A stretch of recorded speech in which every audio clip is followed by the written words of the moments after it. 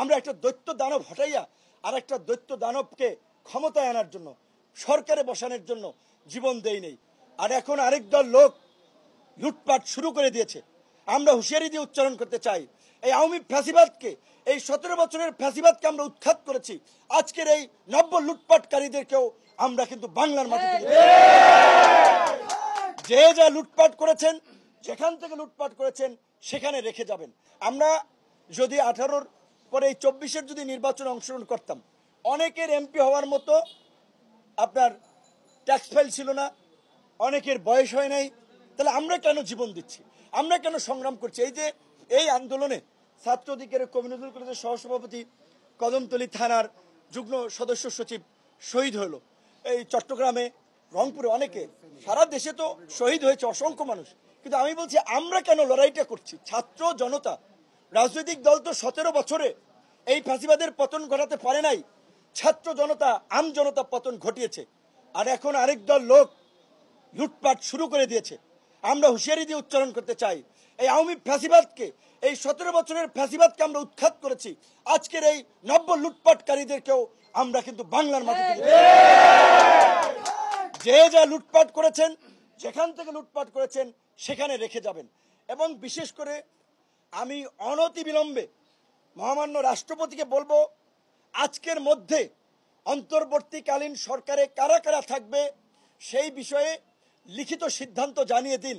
অন্তর্বর্তীকালীন সরকার গঠন না হওয়াই কিন্তু আইন শৃঙ্খলা পরিস্থিতি এখন নিয়ন্ত্রণে নেই।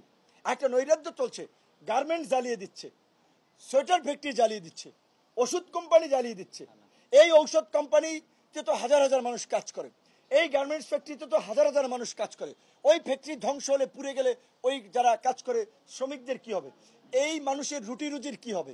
তো কাজী আমি বিশেষ করে আইন শৃঙ্খলা বাহিনীর যারা মাঠে আছেন, সেনাবাহিনী সহ তাদেরকে বলবো, আম জনতার সাথে সমন্বয় করে, আম জনতার প্রতিনিধি নিয়ে এই সমস্ত অগ্নিসংযোগ, নাশকতা, লুটপাট যারা করছে তাদেরকে আপনারা রুখে দেন। আমরা সব ধরনের সহযোগিতা করব।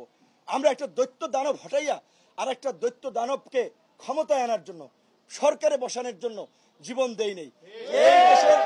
এই দেশের ছাত্র যুবক তরুণদের রক্ত অনেক ঝরেছে, 52-তে ঝরেছে, 62-তে ঝরেছে, 69-এ ঝরেছে, 71-এ ঝরেছে, 90-এ ঝরেছে।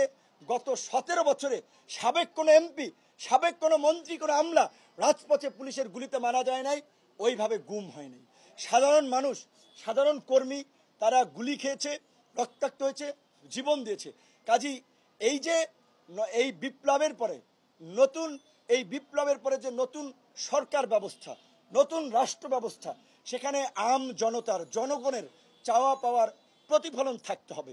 আমরা যারা এই প্রজন্মের রাজনীতি করি, কোটা সংস্কার থেকে এই রাষ্ট্র সংস্কারের আন্দোলন করেছি, এই স্বপ্ন বাস্তবায়ন না হওয়া পর্যন্ত আমরা সদা জাগ্রত আছি। এবং আমাদের অনুসারীদেরকে আমরা পরিষ্কারভাবে বলতে চাই, যার বিরুদ্ধে একটা ব্লেড কিংবা 2 টাকার সুতাও যদি লুটপাটের অভিযোগ পাওয়া যায়, তাকে আমরা নিজের আইন শৃঙ্খলা বাহিনীর হাতে তুলে দেব। এইভাবে সারা দেশে গণ অধিকার পরিষদ, অন্যান্য রাজনৈতিক দল, যারা বিরোধী রাজনৈতিক দল, তাদেরকে অনুরোধ করব, আপনারা নেতা কর্মীদেরকে শান্ত করুন। কারা কি করছে ইতিমধ্যেই কিন্তু সমস্ত ডেটা আমাদের কাছে চলে আসছে, সাংবাদিকরা জানে। এই লুটপাট নৈরাজ্য চলতে দেব না, আমরা দেব না। আমরা পরিষ্কারভাবে